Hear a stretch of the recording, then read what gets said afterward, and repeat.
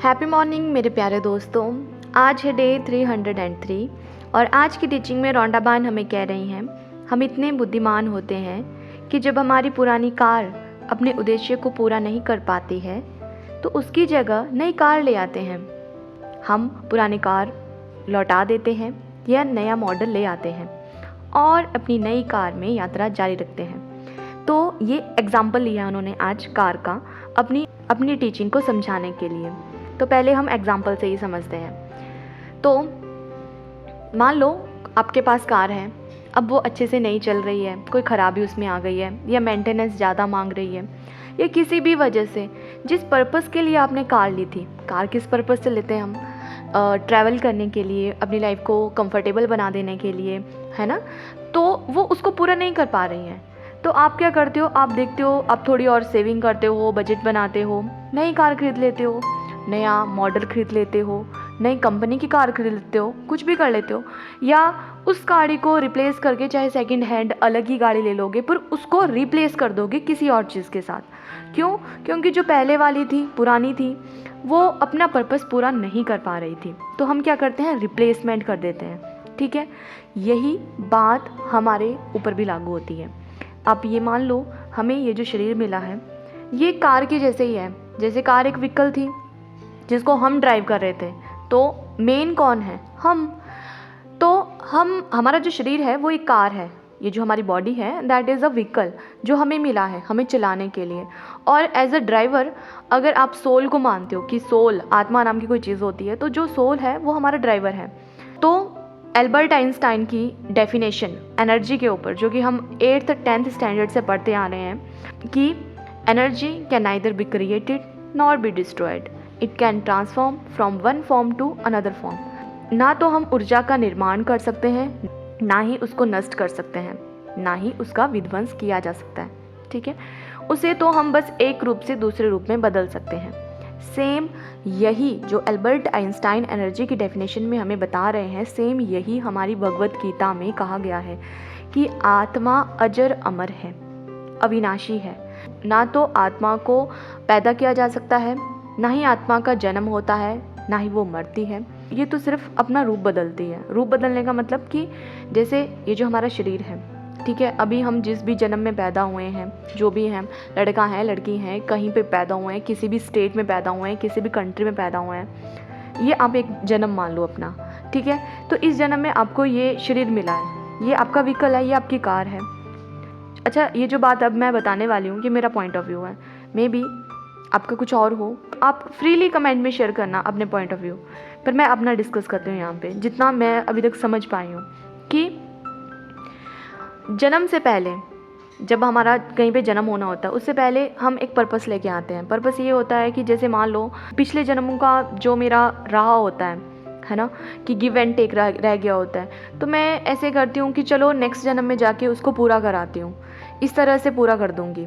तो बहुत जन्मों का, ऐसा नहीं है कि तुरंत ही जो मेरा लास्ट बर्थ होगा उसका गिव एंड टेक लेने या देने के लिए मैं इस जन्म में आ गई। मैं भी बहुत पहले वाले का हिसाब पूरा करने के लिए अभी मैं यहाँ पे आई हूँ। इस तरह से शायद हमारी एक स्क्रिप्टिंग तैयार हो जाती है पैदा होने से पहले ही, कि इस तरह से मैं वहाँ पे जाऊँगा, जो मैंने पिछले जन्म में गलतियाँ की अब मैं वो इस जन्म में नहीं दोहराऊँगा, और ऐसे अच्छे काम करूँगा, ऐसे एक काम करूँगा कि जो मुझे मेरे हायर लेवल को अचीव करने में ही मेरी हेल्प करें। अगर आप ये मानते हो कि कोई सुप्रीम एनर्जी है जो कि क्रिएटर है, ठीक है, भगवान का नाम दो, ईश्वर, अल्लाह, वाहिगुरु, जो कुछ आपको कहना है वो आप कह सकते हो। ठीक है, कि कोई क्रिएटर है। कहते हैं कि निर्वाण नाम की एक चीज़ होती है, मोक्ष नाम की, है ना।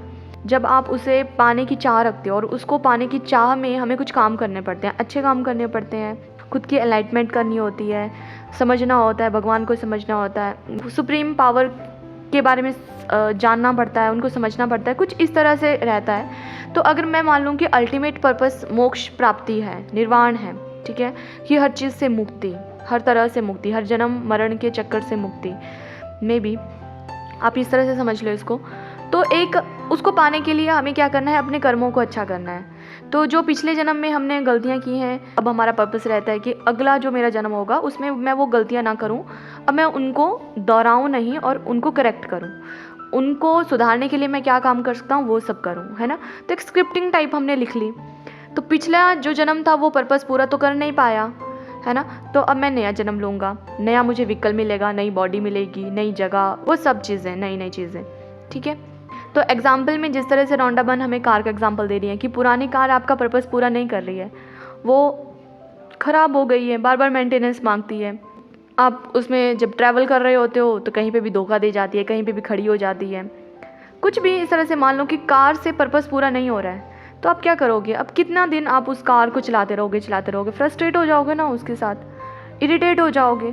तो आप सोचोगे कि चलो थोड़े बहुत पैसे जोड़ते हैं, सेविंग करते हैं थोड़ी सी और नई कार ले लेते हैं। तो सेम हमारे साथ है, जब हमारा पर्पस इस जन्म में पूरा नहीं होता है, ठीक है, ये जो शरीर हमें मिला हुआ है, ये जो बॉडी हमें मिली है, व्हीकल जो हमारा है ना, ड्राइवर ये सब चीज़ें ऑब्जर्व कर रहा होता है कि अच्छा गाड़ी कैसे चल रही है, ये हो रहा है, वो हो रहा है, पर्पस पूरा हो रहा है, नहीं हो रहा है, वो सब चीज़ें ऑब्जर्व कर रहा है वो, है ना। वो देख रहा है कि नहीं हुआ पर्पस पूरा, फिर नेक्स्ट बर्थ होता है हमारा। अब मुझे ऐसा लगता है जो लोग सुसाइड कर लेते हैं वो भी यही देख रहे होते हैं कि शायद पर्पस पूरा नहीं हो रहा है, ज़िंदगी जीने का मज़ा नहीं आ रहा है, एक तरीके से यही मान लो पर्पस पूरा नहीं हो रहा है।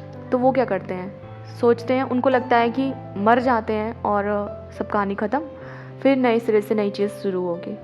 अब पता नहीं मरने के बाद क्या होता है क्या नहीं होता है, वी डोंट नो, है ना, क्योंकि वो चीज़ तो शायद बाद में ही एक्सपीरियंस की जाती है, उसके बारे में नो आइडिया।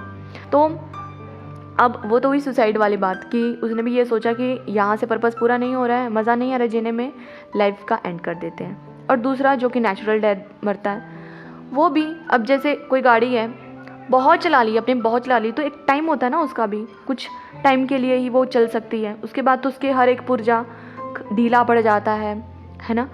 तो एक टाइम के बाद वो खुद ही उसकी लाइफ ख़त्म हो जाएगी। तो वो हो गई हमारी नेचुरल डेथ कि वो तो होनी ही होनी है। तो वही बात है कि अब चिरंजीवी तो हम हैं नहीं। तो यही आज की टीचिंग में रॉन्डा बर्न हमें समझाना चाह रही है कि ऊर्जा, एनर्जी जो है, उसको ना तो क्रिएट किया जा सकता है, ना ही डिस्ट्रॉय किया जा सकता है। एक फॉर्म से दूसरी फॉर्म में ही उसको बदला जा सकता है, ठीक है, वो वैसे ही ट्रांसफॉर्म होती है। साइंटिफिकली हम सब ने ये पढ़ा है, स्कूल में पढ़ा है, कॉलेज में पढ़ा है, हम सब ये जानते हैं, मानते भी हैं, ठीक है। तो हम सब एनर्जी हैं, चाहे आप लिविंग थिंग की बात करो, नॉन लिविंग थिंग की बात करो, हर चीज़ एनर्जी है, हर चीज़ एनर्जी से बनी है।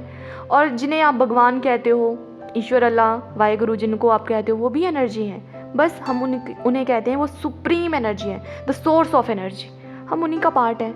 हम भी एनर्जी हैं, वो भी एनर्जी है, लिविंग थिंग्स एनर्जी है, नॉन लिविंग थिंग्स एनर्जी है, हर चीज़ एनर्जी है। ना तो एनर्जी पैदा होती है, ना ही वो ख़त्म होती है, डिस्ट्रॉय होती है, वो बस बदलती है एक फॉर्म से दूसरे फॉर्म में। अब इस चीज़ को समझाने के लिए एक एग्जांपल देती हूँ, ठीक है। मेरे साथ ताली बजाना, ठीक है। जब ताली बजाते हो तो क्या होता है, हमारे दोनों हाथ क्लोज आते हैं, एक दूसरे पे फोर्स लगती है और एक साउंड जनरेट होती है।